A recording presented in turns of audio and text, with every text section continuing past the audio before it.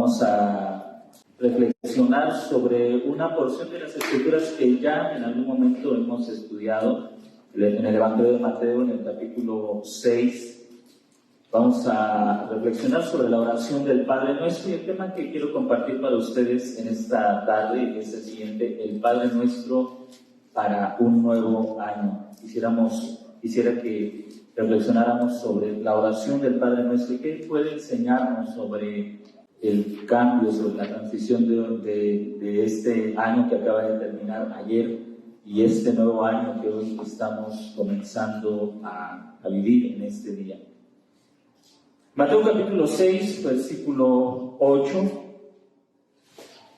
el texto dice así: no seáis pues semejantes a ellos, porque vuestro Padre sabe de qué cosa tenéis necesidad antes que vosotros le pidáis. Solamente vamos a leer este verso, el verso 8, pero recuerden, vamos a estar meditando sobre todo el párrafo, particularmente sobre la oración que tradicionalmente conocemos como el Padre Nuestro. Así que mantenga su Biblia abierta y sobre todo su mente. Si usted estuvo esperando el año nuevo y lo celebró y le dio gracias a Dios, tal vez esté cansado, pero espero que pueda usted hacer el máximo esfuerzo para mantener alerta su mente, para mantener atento su oído, para que podamos aprender juntos lo que la Escritura dice.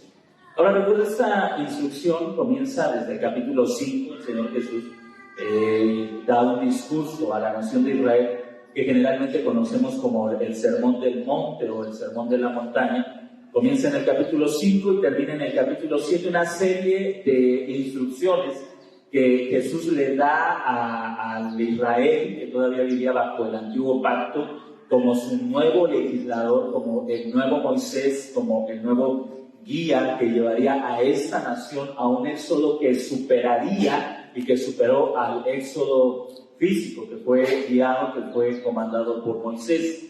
Y en estas instrucciones el Señor establece también los principios para el pueblo que habría de vivir bajo el nuevo pacto que leímos hoy a través de nuestro hermano Rafa en la lectura de Hebreos capítulo 8, y que nos va a mantener fresca la memoria sobre el nuevo pacto. Ahora, en esta instrucción que el Señor Jesús da a los creyentes, a los discípulos que lo rodeaban en aquel Sermón del Monte, el Señor Jesús comienza a hablar acerca de la oración. Finalmente nos damos cuenta que la oración no es una práctica o no es una disciplina que solamente los cristianos practican o practicamos. Es una disciplina, es una práctica que la mayoría de las personas, sea cual sea su confesión de fe, sea cual sea su religión, hacen. Ellos practican la oración.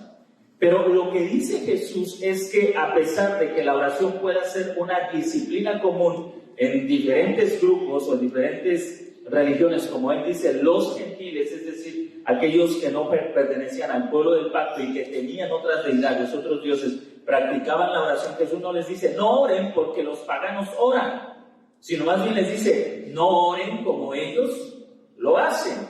Así que Jesús no condena la oración porque sea una práctica común también entre los gentiles de ese tiempo, como lo es en muchas de las religiones de nuestro tiempo, pero dice que debemos, o que los discípulos deben de practicar la oración de manera diferente a la que los que no son creyentes la practican. Ahora, debemos entender por qué oran quienes no son creyentes y cómo nosotros los creyentes tenemos que orar. Y aunque en este caso el párrafo nos habla de la oración, no solamente lo voy a aplicar a la oración, sino a los aspectos prácticos de nuestra vida, y sobre todo en este día que estamos comenzando un nuevo año y que seguramente muchas ansiedades, muchos peligros o preocupaciones van a asaltar nuestra mente. La oración del Padre Nuestro nos va a ayudar a entender cuál es la razón por la que nosotros nos acercamos a Dios en oración. En resumen, los incrédulos oraban a sus deidades, como hasta el día de hoy, por dos razones. Número uno, por las ansiedades de las circunstancias. Número dos, para manipular a sus divinidades, para manipular a sus deidades. Así que ahí podemos ver que la oración es esencialmente la expresión de lo que más nos preocupa, la expresión de nuestras máximas preocupaciones. La oración es la expresión de aquello a lo que realmente le estamos dando importancia. Nadie ora, ni creyentes ni no creyentes, nadie ora por cosas que no consideran importantes. Si usted ha orado a lo largo de esta semana, aquello a lo que usted más le dedicó tiempo en su oración es aquello que a usted le está preocupando o que es más importante para usted. La oración es entonces la expresión de lo que más nos preocupa, de la inquietud más grande que hay en nuestro corazón. Usted puede darse cuenta también a lo largo de la historia bíblica que hay oraciones sobresalientes, pero esas oraciones, por ejemplo, la oración de Ana en el libro de Samuel, es la expresión de la necesidad que ella tiene por un hijo. Pero no solamente porque quiere tener un hijo, sino porque en su sociedad, en su cultura, en su tiempo, ser una mujer estéril era una de las más grandes vergüenzas que una mujer podía sufrir. Así que la circunstancia llevó a Ana a orar y oró con verdadera pasión, con verdadera devoción al Señor. Entonces, ¿qué es la oración? La oración es la expresión de tus preocupaciones, de tus necesidades, de tus ansiedades. ¿Por qué has estado orando en esta semana? Bueno, aquello por lo que tú has estado orando es lo que más te preocupa. Y tal vez tú digas, pues la verdad es que en esta semana no he orado mucho, tal vez porque piensas que no hay cosas importantes por las que debes y necesitas orar. Y creo que esto nos va a ayudar a entender la oración no como algo eventual, no como algo que hacemos los domingos en la congregación o cuando solamente estamos en aprietos como los gentiles, sino como una expresión de nuestra vida cotidiana. Es decir, debemos cambiar la manera de percibir la vida para orar por cosas que son realmente importantes, pero que a veces nosotros no estamos considerando como verdaderamente importantes. Los gentiles, es decir, los que no son creyentes, oran, note lo que dice el verso 8. No seáis pues semejantes a ellos, a los gentiles. Cuando ustedes, los discípulos de Jesús hablando con sus discípulos, les está diciendo Jesús a los 12 y a la multitud que estaba reunida, cuando ustedes, mis discípulos, mis aprendices, oren, no oren de la misma manera en que los gentiles oran. ¿Por qué lo hacen ellos? Ellos lo hacen porque les preocupan. Note lo que dice el verso 8, las cosas que son necesarias. Verso 8, no seáis pues semejantes a ellos, porque vuestro Padre sabe de qué cosas tenéis necesidad antes de que las pidas. ¿Cuál es la razón principal por la que la gente que no es creyente ora? Por las necesidades. Así que una persona no se va a ver motivada a acercarse a Dios si no tiene una necesidad. Usted puede conocer a personas que no son creyentes, que tal vez son vecinos, familiares no creyentes y que saben que tú eres creyente y pasan por alguna necesidad y te van a decir, amigo, familiar, ora o pide oración allá donde vas porque tengo una gran necesidad. Pero si no tuviera esa necesidad, ellos no pedirían oración y no buscarían orar. La razón por la que el no creyente, la razón por la que el incrédulo ora, es entonces porque se encuentra en una gran necesidad. Ustedes no deben orar así. Los creyentes no oramos solo porque tenemos necesidades. No debemos orar solamente porque tenemos una gran preocupación o una gran necesidad o algo, una gran ansiedad. No debemos orar así. Quiero que usted memorice, si es posible, subraye, grabe, guarde en su corazón esta exhortación, esta instrucción de parte del Señor Jesús. Recuerde, Jesús está instruyendo a sus discípulos qué es lo que deben hacer y qué es lo que no deben hacer. No deben orar así. No oren solo porque tienen una necesidad. No oren nada más por eso. No oren solo por eso. La oración no se trata exclusivamente, aunque hay lugar para la necesidad, la oración no es exclusivamente el clamor del hombre necesitado ante Dios. Eso es lo que hacen los no creyentes, que el Señor Jesús califica como religiosos. Hacen todo esto porque tienen una necesidad y tratan de impresionar a sus deidades. Por eso sus oraciones están llenas de palabrerías, de exhibición, porque ellos son personas religiosas que tratan de impresionar a sus deidades, a sus divinidades, para captar la atención de ellos y para que entonces sus divinidades atiendan a la necesidad que ellos tienen. La gente que no es creyente es extremadamente religiosa. Hace cosas para llamar la atención de sus divinidades, de sus deidades. Y diciembre creo que es una de las expresiones de la religiosidad de las personas. En nuestro país es testigo de cuánta religiosidad hay y de cómo la gente intenta impresionar a Dios. Peregrinaciones, muchas formas de intentar impresionar a Dios para que Dios voltee a mirar a la persona necesitada y entonces Dios responda a esa oración, o las divinidades en las que las personas confían. Después de esta exhortación de la razón por la que no debes orar y que no debes imitar esa actitud, entonces el Señor Jesús pasa a la instrucción positiva. ¿Qué es lo que sí debes hacer? ¿Qué es lo que debes hacer? La instrucción positiva del Señor Jesús en la oración es esta: ustedes deben orar así, no como ellos. No dejen de orar. Se da cuenta que muchas veces dejamos de hacer algo porque otros lo hacen, cuando en realidad deberíamos de cambiar la forma de hacerlo. Algunos dicen, nosotros no celebramos Navidad porque los paganos lo celebran. Bueno, celebrémoslo de otra manera, ¿no? Otros dicen, nosotros no celebramos cumpleaños porque los paganos celebran cumpleaños. No busquemos otra forma de hacerlo. Jesús nos dice, dejen de orar porque los paganos lo hacen. Dice, háganlo de esta manera, háganlo de la forma correcta, de la manera correcta. Y Jesús comienza con esta instrucción. ¿Cómo debes orar? No debes intentar manipular a la divinidad, ni tampoco debes orar solo porque tienen necesidad. Entonces, ¿cómo debes orar? Debes orar de la siguiente manera. La oración comienza con esta afirmación: Padre nuestro que estás en los cielos. Ahora, lo que está diciendo Jesús es que, a diferencia del gentil, del que no es creyente, que piensa en la divinidad como en alguien y algo alejado, distante, apático, indiferente, tú debes acercarte a Dios con la convicción y con la certeza de que Él es el Padre de todos los creyentes. No solamente es tu Padre, no solamente es mi Padre, es nuestro Padre. Hay cercanía, hay afecto, hay amor, en esas palabras se expresa el carácter de Dios hacia su pueblo. Padre nuestro que estás en los cielos. ¿Por qué debes acercarte con esta familiaridad o de esta forma al Señor? Porque Él sabe de qué cosas tienes necesidad. Todo buen padre sabe qué cosas sus hijos necesitan. Los padres que tienen hijos pequeños, hijos de bebés, inmediatamente, no inmediatamente, sino con el proceso han aprendido a identificar el llanto del bebé, del niño. Saben identificar un llanto y saben de qué cosa tienen necesidad. Si necesitan alimentarse, si tienen sueños, si necesitan ser cambiados.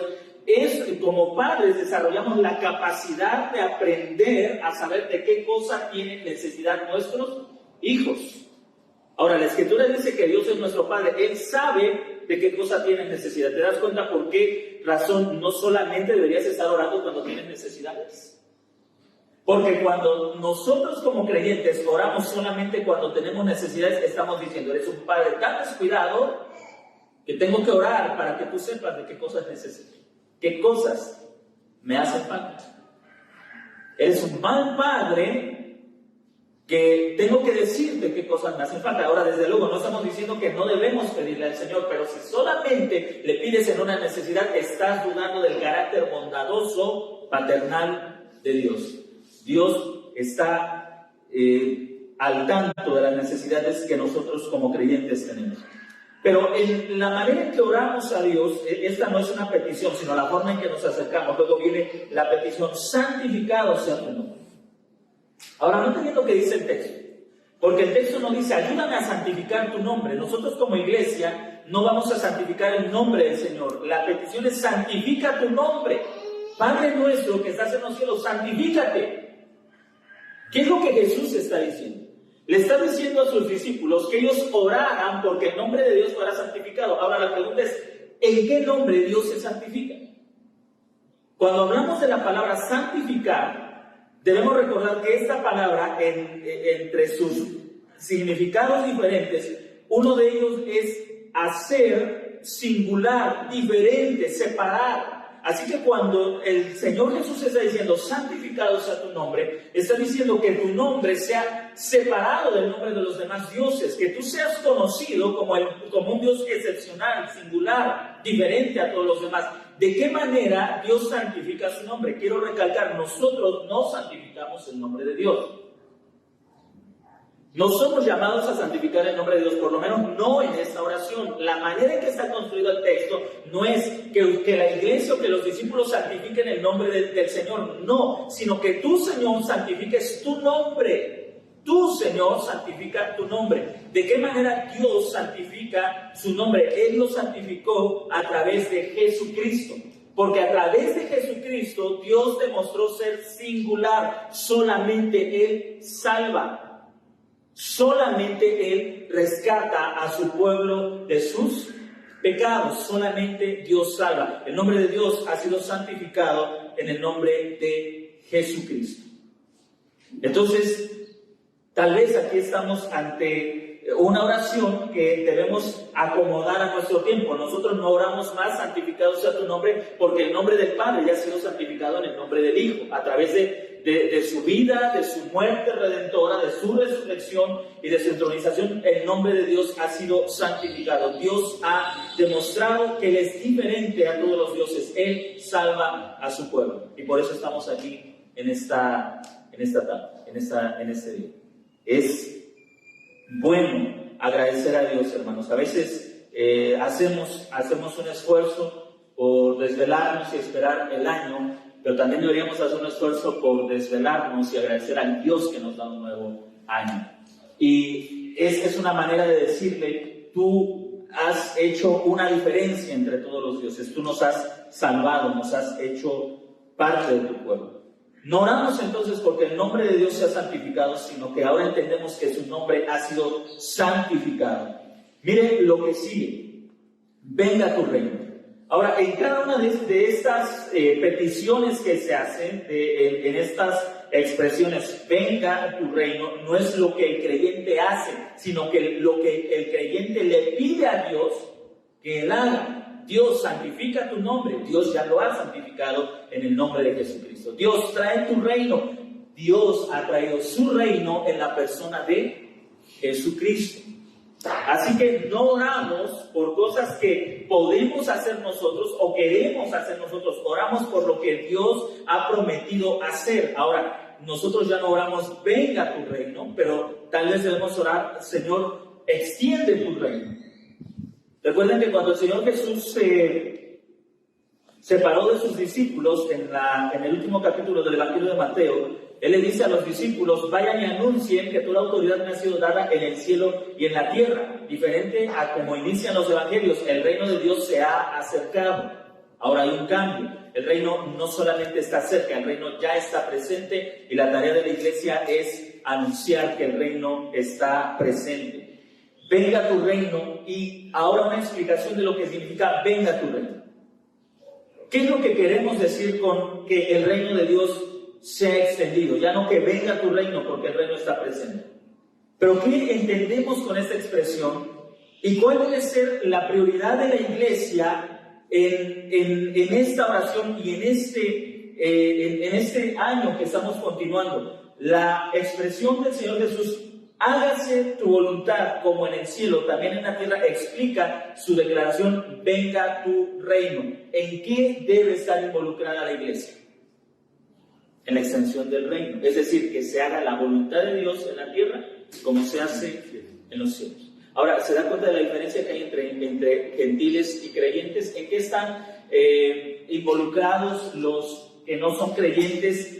El Señor Jesús dice que los gentiles de su tiempo estaban dedicados en pensamiento, en fuerza, su religión giraba alrededor de la prosperidad económica, material, sus esfuerzos giraban alrededor de la prosperidad económica, material.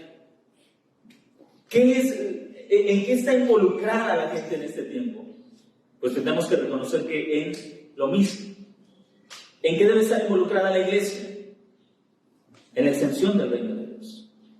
¿Cuál debe ser? Se da cuenta, si nosotros vemos que hay una mayor necesidad que las necesidades materiales, y le repito, si yo no estoy enfermo o no me encuentro en un problema, entonces no oro. Pero si yo observo que todavía hay personas que no están bajo la autoridad de Dios, a pesar de que el reino de Dios ya está presente, hay quienes todavía no hacen la voluntad del Señor, entonces tengo razones por las cuales orar. Que el reino de Dios se extienda hacia familiares, vecinos, hacia incluso nosotros mismos como creyentes, que ya estamos bajo la autoridad de Cristo, que aprendamos a vivir bajo esa autoridad. Hágase tu voluntad, no solamente es una oración o una petición en la oración, es también entender que hemos recibido una responsabilidad, que el reino de Dios esté presente, nos vuelve responsables, nos hace responsables a que la autoridad del Señor se extienda a otras personas. ¿Cómo logramos que el hágase tu voluntad se cumpla aquí en la tierra? En el Evangelio de Mateo, al final del capítulo, el Señor dijo cómo vayan y hagan discípulos. ¿Cómo se extiende el reino del Señor en esta tierra? Haciendo discípulos. El Señor Jesús dijo, enseñándoles a guardar todas estas cosas que yo les estoy mandando. Así ponemos a las personas bajo la autoridad del Padre, enseñándoles a guardar todas las cosas que Él ha mandado. Así es que Él ha enseñado. Ahora piensen esto. Si yo solamente soy como los gentiles, que me preocupo por los asuntos que mantienen la mente de las personas ocupadas, que son meramente asuntos materiales, económicos, entonces a mí no me importa si hay personas en mi trabajo, en el lugar donde vivo, en mi familia, que no están haciendo la voluntad del Señor, porque mi mayor preocupación es el dinero. En eso se preocupa toda la gente. De hecho, tenemos expresiones que ya he mencionado en alguna ocasión que hablan cuál es la prioridad de las personas. El que no tranza no avanza. ¿Cuál es la mayor preocupación de la gente? Dinero. Entonces, si mi mayor preocupación es el dinero, yo veo que alguien está defraudando en el lugar donde trabajo y a mí no me importa su carácter moral de aquella persona porque como él, yo también estoy involucrado en hacer dinero. ¿Sí? Esa es mi mayor preocupación. Pero si entiendo que Dios es el Padre que está con nosotros, que no está ausente, que no es indiferente y que no es apático, entonces venga tu reino, es una necesidad para mí como creyente. Deseo, anhelo ver a otras personas viviendo bajo la autoridad del Padre. ¿Cómo logramos eso? No solamente a través de la oración, lo logramos enseñando a otras personas a vivir bajo la autoridad del Padre. Es una tarea que debemos desarrollar o hacer todos los días. Todos los días. Usted y yo venimos aquí a la congregación para aprender y para que al salir de la congregación enseñemos a otros también a vivir bajo la autoridad del Padre. No estoy diciendo que usted no trabaje y que se ponga a evangelizar a la gente de su trabajo. Lo que estoy diciendo es que usted vea la vida de manera distinta a la que la ven las demás personas. Le repito, todos trabajan por dinero. Nosotros, ¿por qué trabajamos? Nosotros debemos trabajar para que el reino de Dios se extienda. Esa es la razón por la que usted debe salir a su trabajo. Esa es la razón. La mayoría de la gente toma decisiones sobre la base del dinero. Ahí está la razón para tomar decisiones. No me caso porque necesito dinero. Me caso porque me conviene casarme económicamente. Busco este trabajo porque me pagan más. Dejo este trabajo porque no me pagan. Esta profesión es buena porque es de mucho dinero. Me salgo de esta profesión porque esta no deja nada. Cada decisión que toma el impío la toma sobre la base del dinero. Usted y yo debemos pensar de manera diferente. ¿Me caso para que el reino de Dios se extienda? ¿O no me caso para lo mismo? Tomo este trabajo porque me va a ayudar a extender el reino de Dios, o rechazo este trabajo porque me va a impedir hacer esta función. El creyente debe pensar, debe ver de manera diferente la vida. Nuestra mayor preocupación no debe ser qué comeremos. Nuestra mayor preocupación debe ser: hágase tu voluntad como en el cielo, así también en la tierra. Esa debe ser la mayor preocupación del creyente. Si no es esa nuestra mayor preocupación, usted se va a dar cuenta que su fe se va a avivar cuando usted está en problemas. Muchas veces como creyentes pasamos por problemas y nos metemos a orar y leemos la Biblia y nos sentimos llenos de fuerza y llenos porque estamos enfermos, porque estamos necesitados. Pasa eso y nuestra vida se desinfla. ¿Por qué? Porque pensamos igual que los incrédulos. A Dios solo se le busca cuando se necesita de Él, cuando se tiene un problema, cuando se tiene un inconveniente. Si usted cambia su manera de pensar, entonces hágase tu voluntad, será lo que determine cada decisión y cada acción que usted tome en su vida. Ahora, note lo que dice el verso 11. Entonces, mire también el proceso. Podemos ver que la oración incluso nos muestra un esquema redentor. El reino de Dios no viene antes si primero el nombre de Dios no es santificado. Y eso nos muestra el esquema redentor. Primero, Dios se santificó a sí mismo en la persona de Jesús, mostrando que no hay otro Dios como Él. Y una vez que demostró la superioridad suya sobre los demás dioses, entonces trae el reino a través de Jesucristo. Y luego dice el verso 11, el pan nuestro de cada día, dánoslo hoy. Hay lugar para la necesidad económica, pero no es la preocupación principal del creyente.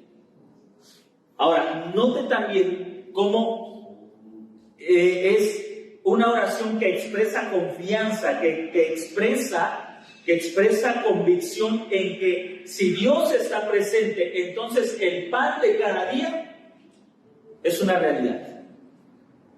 Si el reino de Dios está en su iglesia, y si la iglesia es el reino o parte del reino, como un escritor y teólogo definiera el reino de Dios dice o escribe él, es el pueblo de Dios haciendo la voluntad de Dios. Si el reino de Dios es la iglesia, o la iglesia está en el reino, como querramos o lo entendamos, eso significa que la presencia de Dios está con nosotros.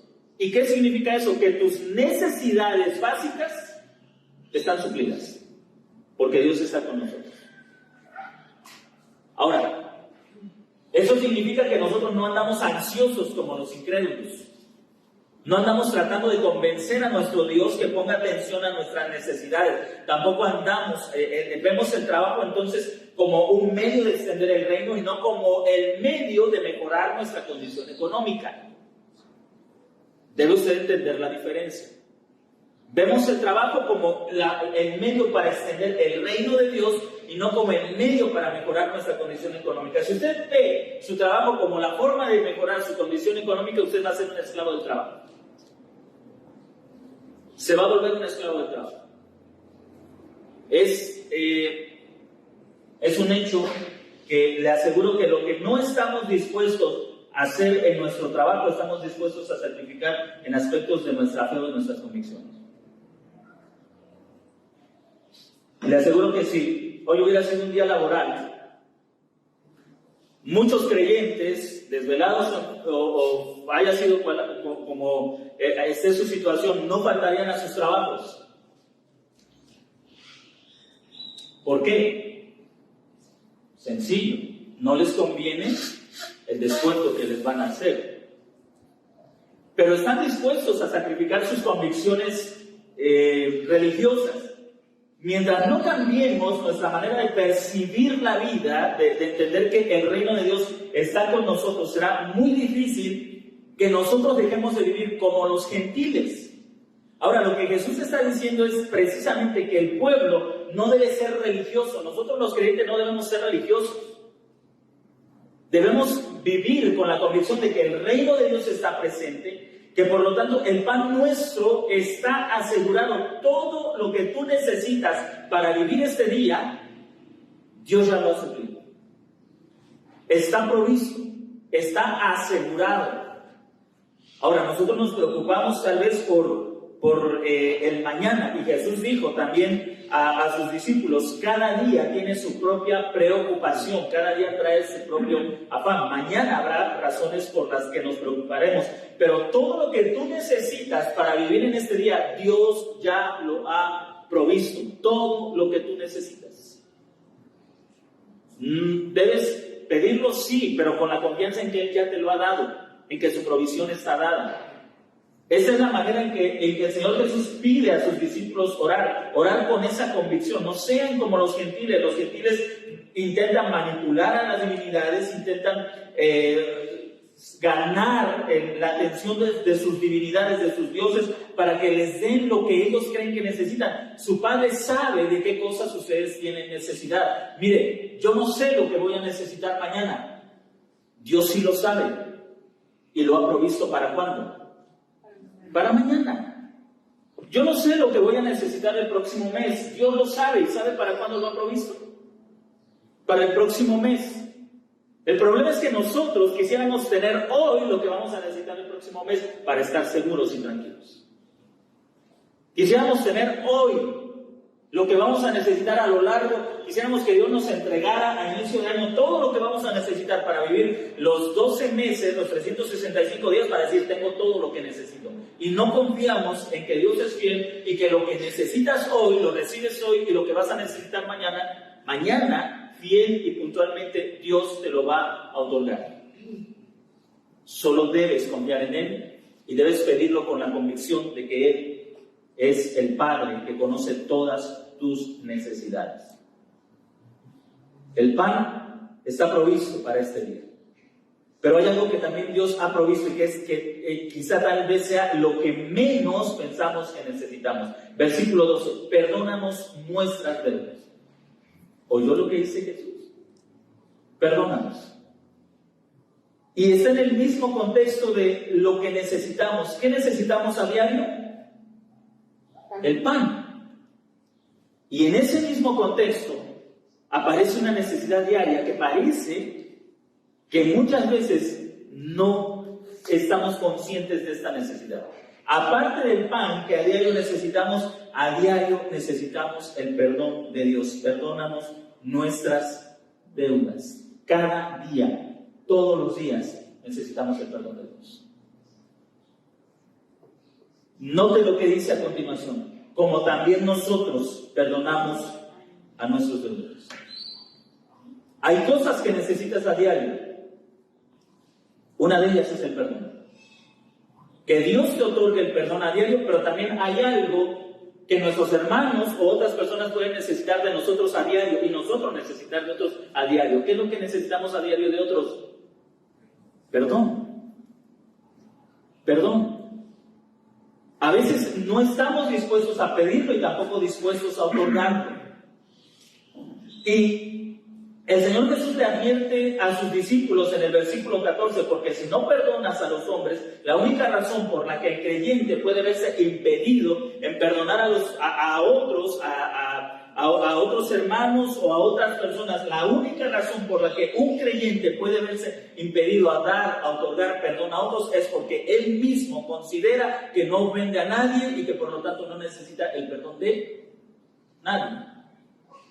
Esa es la única razón. Pero Jesús dice, a diario necesitas que Dios te perdone y a diario necesitas que otros te perdonen. Todos los días. Todos los días yo necesito el perdón de Dios. Todos los días necesito el perdón de otras personas y todos los días otras personas necesitan mi perdón. Desde luego, personas con las que tal vez nos relacionamos con mayor cercanía, con constancia y frecuentemente nos ofendemos. No hay relación en donde no te ofendas. No hay ninguna relación donde no haya ofensas. Puede ser en el matrimonio, con los hijos, entre creyentes, no hay ninguna relación. Y si tú piensas que para que haya una buena relación no debe haber ofensas, te equivocas. Para que haya una buena relación debe haber perdón diario. Para que haya una buena relación debe haber perdón diario, ofrecido y pedido, otorgado y pedido. Las buenas relaciones no son aquellas que carecen de problemas. Las buenas relaciones son aquellas que están dispuestas a otorgarse el perdón cotidiano, todos los días, constantemente, a diario. ¿Cuántas veces en un día? Solamente una. Jesús le diría 70 veces 7. 70 veces 7. ¿Cuántas veces debo perdonar a mi hermano si me ofende en un solo día, Señor?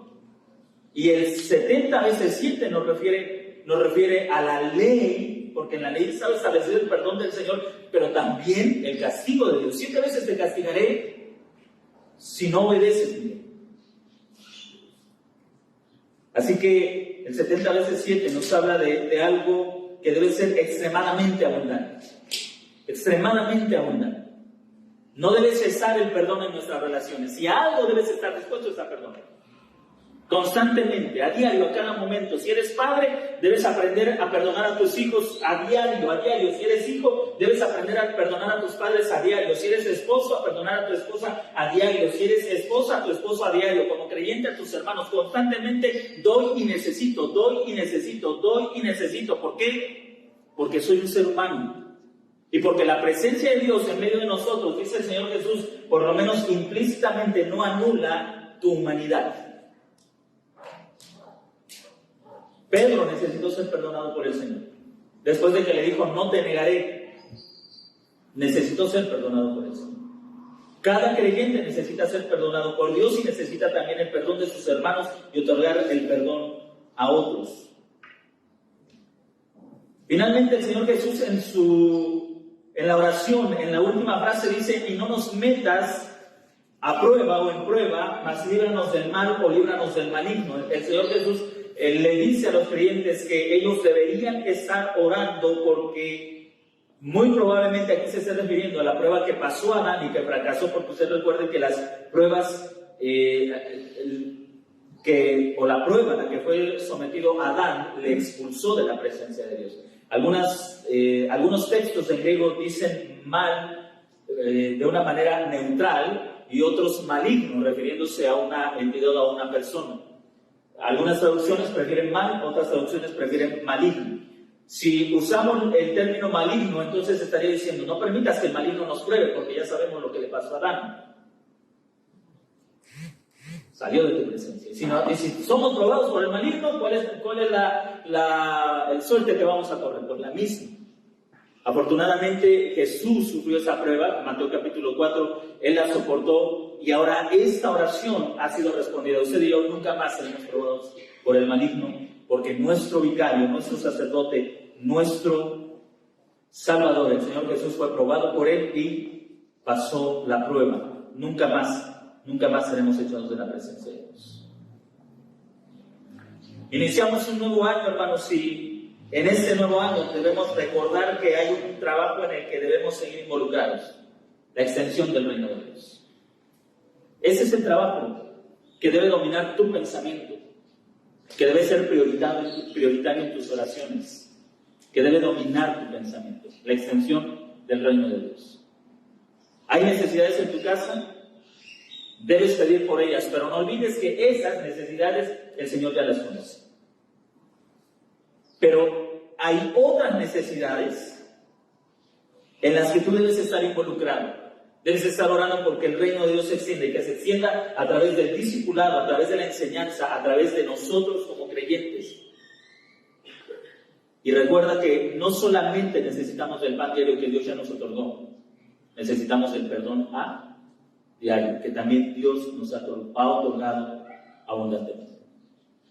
Si construimos nuestro camino este 2023 sobre los principios de esta oración del Padre Nuestro, seguramente tendremos un buen año, hermanos. Seguramente tendremos un buen año. ¿Por qué? Porque Dios es fiel. Y el Señor Jesús enseñó a sus discípulos a hacer esta oración confiando en que Dios habría de cumplir cada una de las cláusulas de esta oración. Dios las ha cumplido en la persona de Jesucristo. Así que si nosotros vivimos y oramos sobre la base de esta enseñanza, tendremos un buen año. Y podremos, al final del próximo año, ver cómo el Señor ha extendido su reino a través de nosotros. pero depende de que usted y yo nos involucremos en este trabajo. Le voy a pedir, por favor, que se ponga de pie.